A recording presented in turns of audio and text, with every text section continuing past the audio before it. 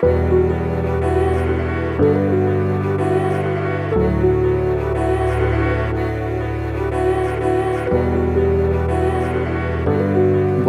to your April Astrology. This month we've got a slew of planets going retrograde. We've got Venus, the planet of love, Mercury, the planet of communication, Pluto, the lord of transformation, and Saturn, the lord of responsibility, dragging us back to the past. But don't worry, there's treasure to be found there. Here's your April Astrology.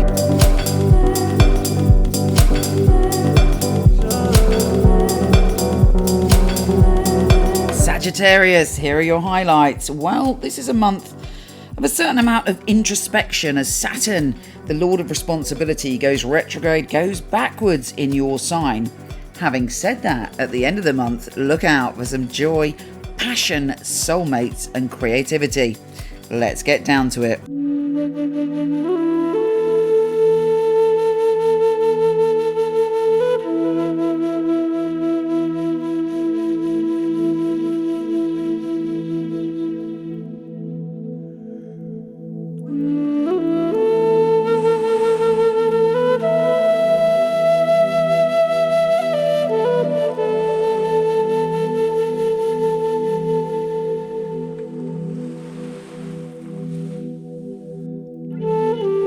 Sagittarius, you've got a lot to think about this month as Venus, the planet of love, goes retrograde, goes backwards in your home and family sector. You may be thinking about how happy you are in your home at the moment, and you may be a little bit like, meh, can't quite get it together to redecorate, to make it nice, or to move. Whatever you've got to do seems a little bit more of a chore than usual. Having said that, you're looking back to the past, or you should be looking back to the past, to where you were at your most happiness. What does home mean to you? And what is the most comfortable you've ever been in a home? If it's your current home, just sort of do a little bit more work to feel great there. You're also thinking about your family and where you've come from. Maybe even might end up visiting your childhood home or bumping into an old family member that's making you think about the past.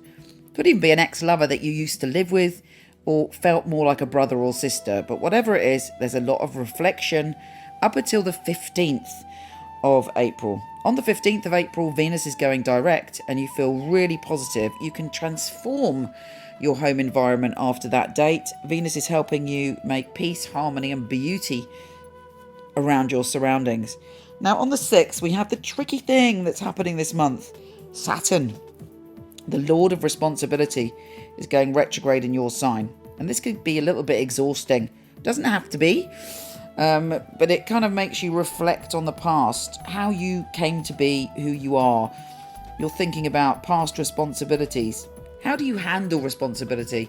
I mean, it's taking you so far back, you might even be thinking about how your parents were when it came to responsibility and commitment and what you've taken on from that. What have you really and truly been committed to in your life? And how do you feel about that now? All of this stuff is really on your mind.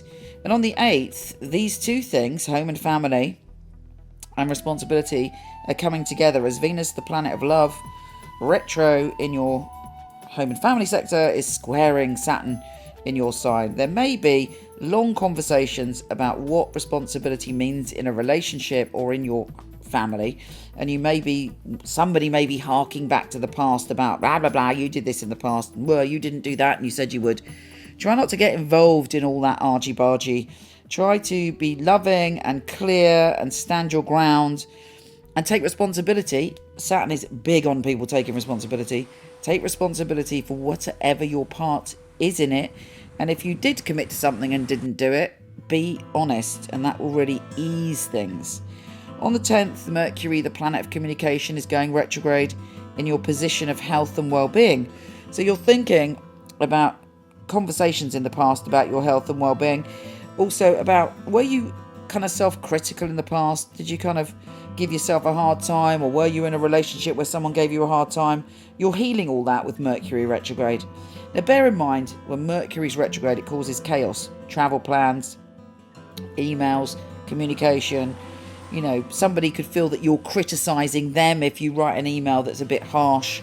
It could be that you or someone else is kind of being over the top when it comes to details. It could be that you're having a conversation about health and well-being and somebody takes it the wrong way. So be careful what you say. Remember that your words are power. On the 11th, we have a full moon, and it's a peak emotional experience for you. And if you're collaborating with a group, things could come to a head, and instinctively, intuitively, psychically, you know the way forward. On the 15th, happy days, Venus goes direct, and that's when things smooth out around your home and family. On the 17th, the Sun, in a happy place, is trining Saturn. So things start to improve after the 15th. You feel much more confident and much happier within yourself. On the 19th, the Sun is going into your health and well-being sector. You have the energy to sort out old habits, any negative habits, and to incorporate some fabulous, healthy habits into your life.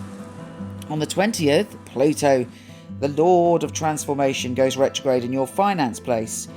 It may be time to make some radical changes when it comes to your finances. It's also making you look at things that changed your life when it came to money in the past.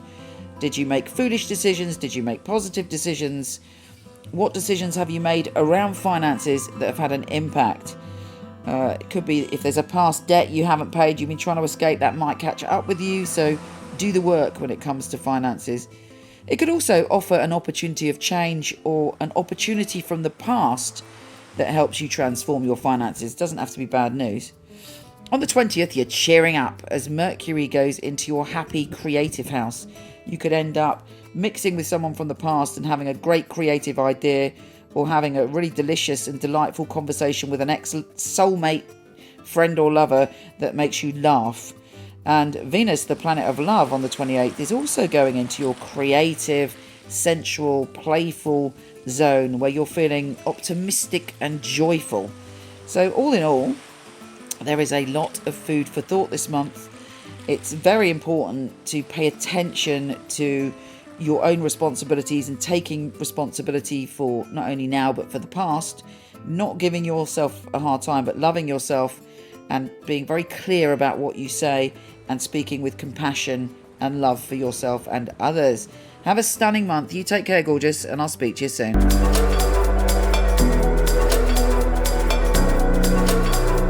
Thank you so much for watching. Please like and share if you do. And I've got a little present for you. If you go to horoscope.co.uk, I now have not only a free chart wheel, but free birth chart interpretation. So pop along and have a look. Take care, and I'll speak to you soon.